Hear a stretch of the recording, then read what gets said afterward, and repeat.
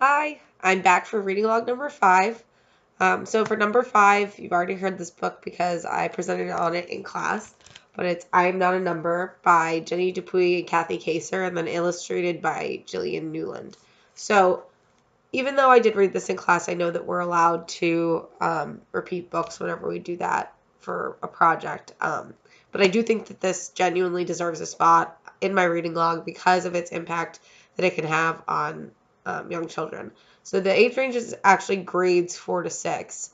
I think that fourth grade is it would probably leave a pretty traumatic impact. I think you could even go, even though it's a picture book, I think you could go into early high school just because of its non-fictional nature, because it is the true story of Jenny Dupuy's grandmother and her experience in the boarding schools. So it is graphic. I think it would give a lot of kids a lot of anxiety about being pulled away from their parents. Um, but I think that it's a story that needs to be told. Okay, so as for any kind of awards, I couldn't find any online, but it's from the Chester County Library System. It does say Best Books of 2017, so even though it was written in 2016, I guess it won some sort of maybe smaller award that it would have this kind of like pasted on the front cover. So anyway, um, like I said, it's nonfiction. It is based on Canadian Native American boarding schools, although we did have them in the United States as well. And it starts out with Jenny Dupuy's grandmother in her home, and all of the illustrations, I actually noticed at this time reading it through that all of the white people that they have in it kind of have this like grayish pallor to their skin, and the nuns as well are kind of grayish, where their skin, like the Native American people's skin that are represented in this book, are definitely like rich and brown and pretty. So I did notice it makes sense that Kathy Kacer and Gillian Newland would help Jenny Dupuy with this book because they are experienced in Holocaust literature, and I think that it gives the same kind of impact that you would get, same kind of emotional connection that you would get from reading a book about the Holocaust.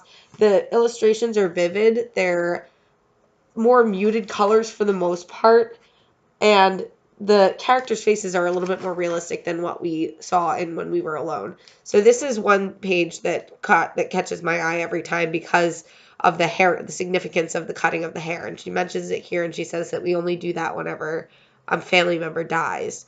So that's a very significant event for her. Another significant event is, and one where it's a very heart-wrenching picture, is when she gets her hands and her arms burned by the hot pan by the nun for speaking her own language. So I think in When We Were Alone and this book, it emphasizes the importance of language and the importance of culture and the importance of their hair and their culture. So also their isolation from their siblings. Uh, so then at the end, so the text is all, and a lot of the time, like it'll just have text on one page and then a picture on the other page. At the beginning, it's more of like they'll have it on the top, or they change the format, but and they'll do across the gutter pictures like this, but it's never, the words are never intermingled with the pictures because it's not really that kind of book. I consider books that do that a little bit more whimsical, and I think that this is definitely not categorized as whimsical. So um, I think that the only time that they really show a lot of color is at home whenever she wears her yellow dress. That's the only time that there's like a bright pop of color, and I guess that is significant with her time at home.